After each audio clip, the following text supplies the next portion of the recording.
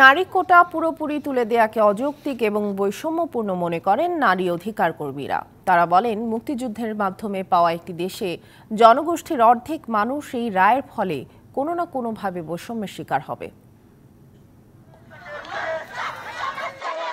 কোটা আন্দোলনকারীরা সরকারি চাকরি ৯৫% মেধার ভিত্তিতে দাবি করলেও তাতে নারী কোটা থাকবে কিনা সে বিষয়ে স্পষ্ট কিছু বলেনি কখনোই। বরং বিচ্ছিন্নভাবে অনেক নারী আন্দোলনকারী বলেছেন, নারী কোটা চান না তারা।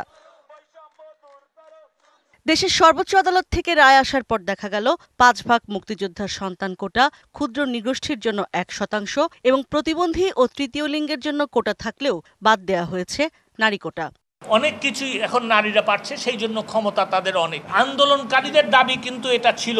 এখন আদালত যদি আন্দোলনকারীদের দাবিটা কনসিডার করে থাকে তাহলে আমার তো কিছু বলার নাই।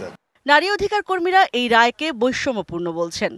নারীর জন্য কোটা না রাখা এটা মানবতা বিরোধী, এটা বৈষম্য সৃষ্টিকারী এবং কনস্টিটিউশনের যে বা মুক্তিযুদ্ধের যে মূল চেতনা বৈষম্যহীন একটা সমাজ গড়া সেইটার বিরোধী।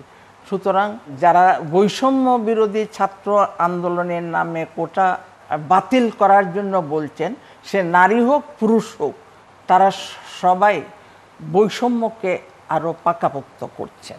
তারা বলছেন, দেশে নারী পুরুষের অবস্থান এখনো সমতাপূর্ণ নয়। এই রায়ের ফলে বৈষম্যের বিষয়টি আরো প্রকট হবে।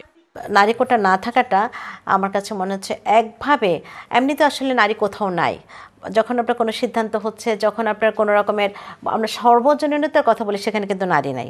দুটো সেক্টর আমাদের এখানে সমানতালে কাজ করে চাইলেও নারী কোথাও নাই। যখন আমরা বলছি আমাদের জনগণ, আমাদের মানে এটি জনমাল সব কিছু, এটা কিন্তু নারীর নাই কোথাও। আরেকটা হলো নারী বিদ্বেষ তৈরি করার ক্ষেত্রেও কিন্তু এই কোটাহীনতা আপনার পরোক্ষভাবে ভূমিকা রাখবে। এই রায়ের কাঠামো পরিমার্জনের সুযোগ এখনো রয়েছে উল্লেখ করে নারী কোটা সংযোজনের দাবি জানান তারা। বিদ্বেষ তৈরি করার ক্ষেত্রে কিন্তু ইশরাত জাহান উর্মি, ডিবিসি নিউজ, ঢাকা।